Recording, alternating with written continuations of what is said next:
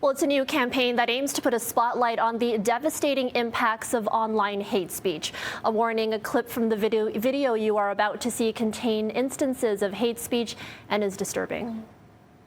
I really don't want to say these things. They're so horrible. And I read through every single one of those messages that I got.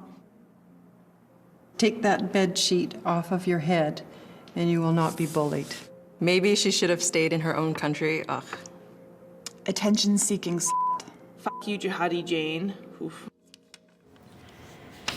The initiative is called #BlockHate, and its launch comes amid a dramatic rise in anti-Asian racism and in the wake of the deadly shootings at Atlanta area spas. Now, joining us to talk about this campaign is Mohammed Hashim. He's the executive director for the Canadian Race Relations Foundation.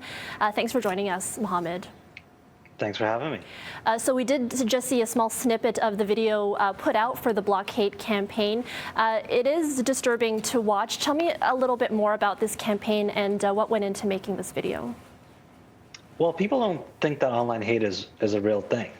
So we wanted to make sure that we brought forward voices of those who are targeted the most and let people know how it feels and what the impact really is on people. There is sort of this intersection between gender-based violence and racism, and that's kind of highlighted in this video as well. Talk a little bit more about that and how frequent it is. I don't think a lot of people realize that it's more prevalent than they may realize.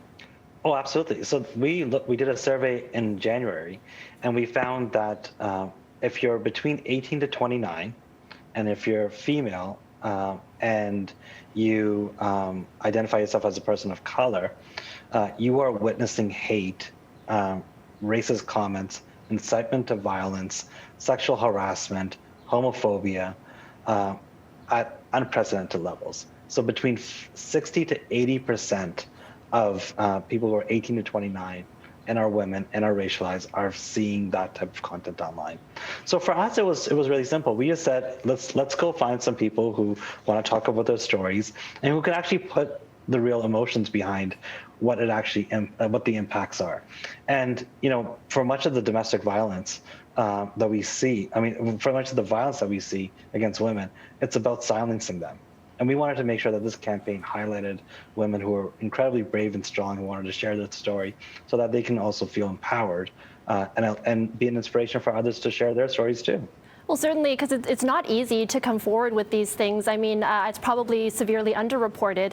And for Noor to come forward and share some of the really, really hateful things that she's received online, it takes a lot of courage. And so you're hoping that more people will be inspired by this video. We want people to share their stories, because I think policymakers and people who are looking at regulating this, like the online space, need to understand the human impact of leaving it unchecked. We are always 2 clicks away from entering into the worst places of the online environment. You can click on a COVID conspiracy, and from there you can click on a white supremacist, and you're right there. So there needs to be better regulations in terms of controlling the online environment. And we think that the speed by which it travels, the volume of online hate speech needs to be controlled, and policymakers need to look at options for deterrence.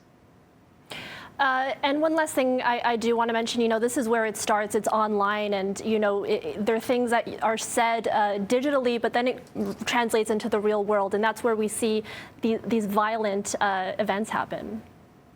When you look at all of these, if you look at Atlanta, you look at Pittsburgh and the synagogue, you look at Quebec City and the mosque, all of the people, even in Christchurch, every single one of the shooters, the mass shooters, were got the information that they got online, and their biases and their hatred was fueled there, and it needs to be put in check. All right, Mohammed, we've run out of time, unfortunately, but if people want to find out more information, the website is blockhate.ca. Okay. Thank you for joining us this evening. That's Mohammed Hashim, Executive Director of the Canadian Race Relations Foundation.